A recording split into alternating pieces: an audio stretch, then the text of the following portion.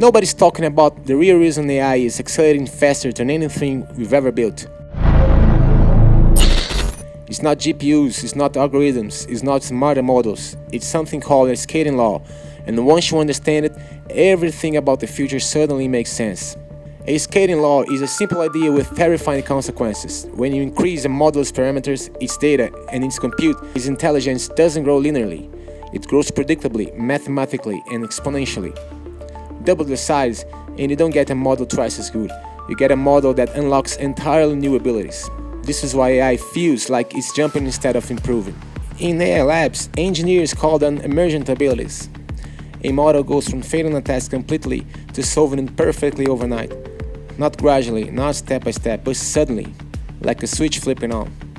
That's why GPT-4 could do logic puzzles that GPT-3 didn't even understand, and why smaller models today sometimes outperform models 10 times their size from last year. The curves are steep and unforgiving. This pattern doesn't just affect tech, it affects the entire economy.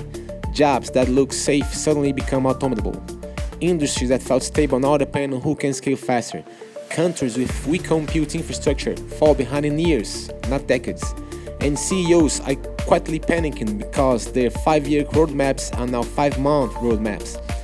This is why researchers say that 2030 will look more like 2050, not because predictions are wrong, but because scaling laws don't wait for anyone. We're not watching AI evolve like a human child gaining skills slowly. We're watching a system that improves like a rocket gaining fuel.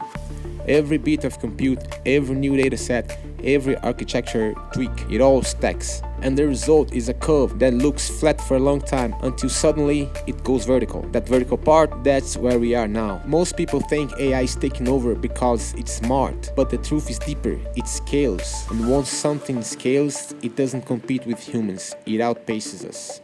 If you want to stay ahead of this curve, this channel is where we break down the future piece by piece. Stick around and subscribe to NexaShift. Thanks for watching.